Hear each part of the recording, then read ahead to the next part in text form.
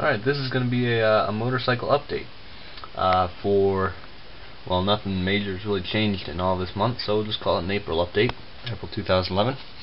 Over here in the corner of the storage room is an 84 Z50R. This is the one that's street legal. My street legal videos are of this one. This is the one that has the high compression 4-speed Z50 motor, and it's really quick, but I took that motor out and it needs to be rebuilt because the crankshaft bearings were all bad, so that's a part for maintenance. Right now it's got a stock engine in it, fully rebuilt and original and everything. So that's pretty much a stock Z50R with just upgraded suspension. I just did a video about the CR80, so if you want to know any specifics about that, there it is, or check that video out. But for now, there it is. Just waiting on parts, putting together as parts come in. All those boxes there, it's all motorcycle parts. You can see I got 2 pairs of cases there, stock DS80 pipe there, stock CR80 pipe there. I got all sorts of intake stuff in there, gaskets in there, Roken stuff in there, top end, bottom end parts, bicycle parts and lawnmower parts. I think that would be, I got everything organized, but I got so much crap, so it's unbelievable. Alright, and then out in the shed, you'll notice that there's no DS80 here like there usually is. Well, I sold that. Sold that to he was from Guatemala when he bought it for his son. His son actually had a Z50R, but something went wrong with the motor, so he bought his son a DS80. So his son's gonna be kind of like me. Well, I don't know if he knows how to fix anything, but he's got the same bikes. Sold it for $450, which is about half what I had into it. But I only paid $150 when I bought it. So I'm satisfied with that. Then we got the YSR50 here, 88 YSR50. This used to be blue, but I painted it white. I got all my new fiberglass fairings here, but I still need to paint those and install those. There's the lowers, there's the uppers. I still need to buy the windscreen. But once I paint that all up, I'll probably sell this to start with about 1,000 or best offer. The Weed Eater bike's still running good. If you saw the video on that, I replaced the crankshaft seals, so it runs real good now. I need to make up some sort of a chain tensioner for it, and I think it'll go a little bit quicker.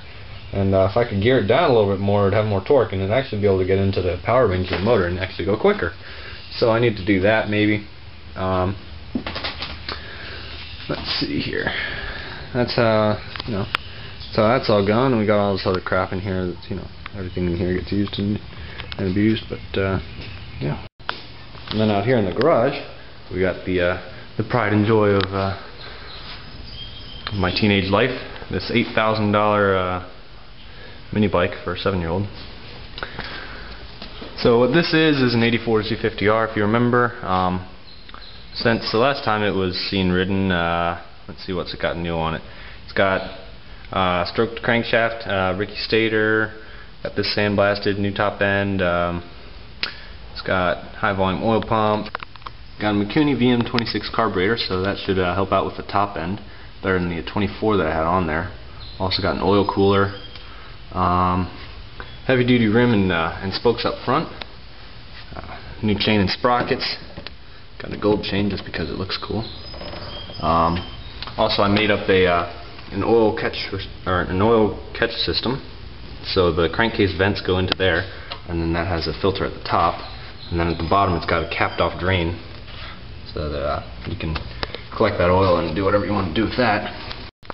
Also, it's got the Takiya special clutch, which moves the clutch off the crank onto the main shaft of the transmission. So that'll be neat. Because I had this and the inner rotor kit at one point, but then it had no flywheel weight, so that was really annoying. The engine was very abrupt, so now we got the stock ignition off the CR50 with the lighting coil, and that should work out better. Got a I think it's made by Kitako, but the high output coil there, so that'll give it a hotter spark. It's going to have iridium spark plugs at bottom. I'm just not going to install them until after the bike is jetted. And I also bought the Trailtech Vapor computer deal thing.